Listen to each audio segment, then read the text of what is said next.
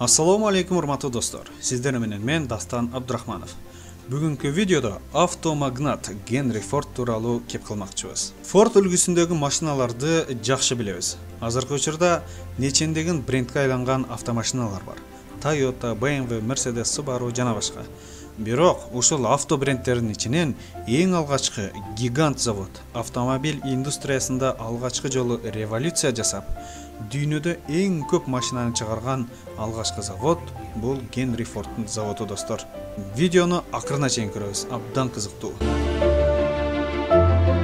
Генри Форд 1863 жылы 30 июлда Американын Мичиган штатында төрөлгөн. Анын ата-энеси жөнөкөй фермер болгон. Ата-энеси фермер болгондугуна байланыштуу Генри Фордду дагы фермер болуусун каалашкан. Бирок Генри Форд фермерчиликти абдан жаман көргөн. Себеби Генри Форд технологияга кызыккан. Генри Форд 12 жашында алгачкы жолу пар менен иштеген локомобилди көрүп, ушунчалык таң калган. Ошондон баштап өзү дагы ушуга окшогон өз алдынча кыймылдаган машина чыгарам деп кыялданчу. Бирок ата-энеси Генри Форддун бул кыялдарыны жактырбастан каршы чыккан. Себеби убактысын жөн эле коротуп салат, жок нерсеге кызыгып жүрөт деп ойлошкон. Ошондон улам Генри Форд жогорку билим дагы ала алган эмес. Ата-энесине наразы болгон Генри Форд 16 жашында үйүнөн качып кетет. Детройт шаарына келип иштей баштайт. Анын оюнда күнү-түнү өзү ойлоп тапкан автомобиль чыгаруу болчу. Кайсыл жерге ишке кирбесин, ушул оюну ишке ашырганга аракеттенчү. 1887 жылы Генри Форд фермердин кызына үйлөнөт. Генри Форддун аялы аны колдогон абдан акылдуу аял болгон. Бардык адамдар Генри Фордго ишенбей, ал кыялкеч, жок эле нерсе менен жүрөт деп шылдыңдап күлүшкөндө, аялы ар дайым аны кубаттап, сенин үстүңдөн күлгөндөр бир күнү келип, сенин машинаңды сатып алышат деп дем берчү экен достор. Ошентип отуруп, Генри Форд өзүнүн алгачкы кичинекей эмгегин жасайт. Ал эмгеги буудайды өсүмдүктөн ажыратып алчу бензин менен иштеген кичинекей комбайн эле. Бул комбайндын патентин лампочка ойлоп тапкан Томас Эдисонго сатат. Томас Эдисон ошондо Генри Форддун таланттуу экенин байкап, өзүнүн чоң фирмасына инженер катары ишке алат. Ошол кезде Генри Форддун бош убактысы болгон эмес. Ал өзүнүн алгачкы бензин менен иштеген автомобилин жасаш үчүн күнү-түнү аракет кылган. Күндө эрте менен жумушка кетет, кечинде келет. Эртеси фирмада иштесе, кечинде уктап эс алган соң, түн жарымда кайрадан туруп, уктабастан автомобилин жасаганга киришчү. Аялы болсо суукка, ысыкка карабастан шам чырагын колуна кармап, Фордко жандырып, айткан жерине жарык чачыратып турчу.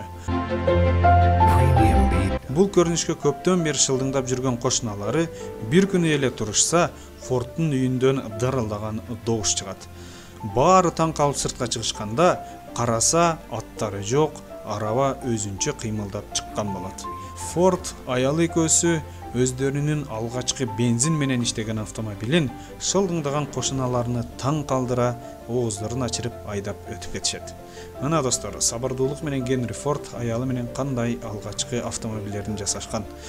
1903 жылы Генри Форд Ford Motor Company фирмасын ачкан. Дүйнөдө ошол кезде автомобилдер байлар үчүн гана заказ менен устаканаларда жасалган. Генри Форд 1910 жылы алгачкы жолу дүйнөдө тез куралуучу, ошол кезде замандын эң алдыңкы конвейер автозавод ачып, автомобиль индустриясында революция жасаган.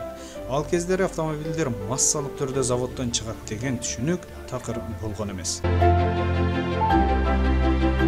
Генри Форд автомобилдер байлар үчүн гана эмес, бардык элдер үчүн бирдей баада болуш керек деген уран менен арзан автомобилдерди чыгара баштаган.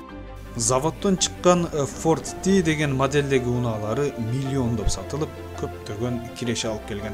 Кошо кетчү нерсе достор, Генри Форд биринчи жолу Америкада 10 сааттык жумуш убактысыны 8 саатка кыскарткан. Bir жумада bir күн эс алуу деп 7 күн эмес 6 күндүк иш убактысын киргизген. Bir жыл иштеген адам 1 айлык эмгек эргүүсүнө татыктуу, ал отпуск алыш керек деп эмгек эргүү түшүнүгүн киргизген. Бардык ишчилерден бирдей мамиле жасап, айлык акыларыны 2 эсе көтөрүп, бүткүл Америка Кошмо Штаттарыны шок кылган. Фордтун заводуна ишке кирем деген адамдар агылып келген. Форд автомобилдер менен гана чектелбестен самолет жана башка көптөгөн нерселерди чыгарган. Өзү окуп билим албаса дагы 161ден ашык изобретенияларга патент алган. Эң кызыктуусу достор, Фордтун жогорку билими болгон эмес. Ал документтерге макулдук жазганда көптөгөн каталар менен жазган.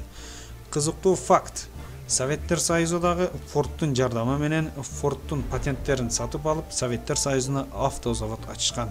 Бул маалыматтар Советтер Союзунда секрет бойдон сакталган. Генри Фордко бир жолу журналисттер суроо берет. Кайрадан жаралып калсаңыз, кандай жашоону, кандай кесипти тандамаксыз? Генри Форд: мен кайсыл жерде жаралбайын, кайсыл кесипти тандабайын, аялым жанымда болсо деген экен достор. Ford фирмасы бүгүнкү күндө дүйнөдө автомобилдерди сатуу боюнча 4-орунда турат. Генри Форд 1947 жылы 7 апрелде 83 жашында каза болгон. Достор, каналга подписка басыңыз. Жанындагы коңгуроочуну кошо басыңыз, ошондо биздин видеолор чыгып турат.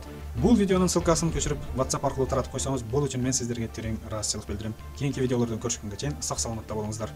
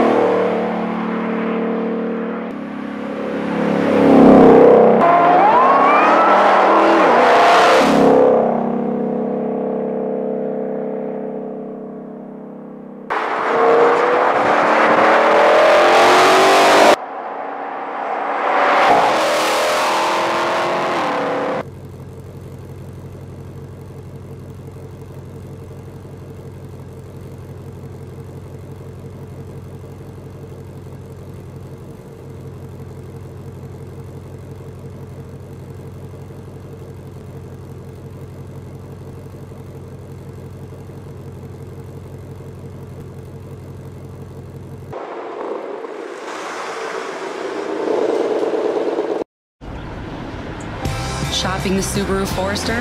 Before you look any further, check out the completely redesigned 2020 Ford Escape. For starters, Ford SUVs have the highest brand loyalty in the industry. With an all-new sliding feature, Escape has more second-row legroom than Forester, or any other compact SUV. Escape has more horsepower than Forester, and the Escape can out-tow the Forester. Escape can out-parallel park with the push of a button. In the Forester, you're on your own.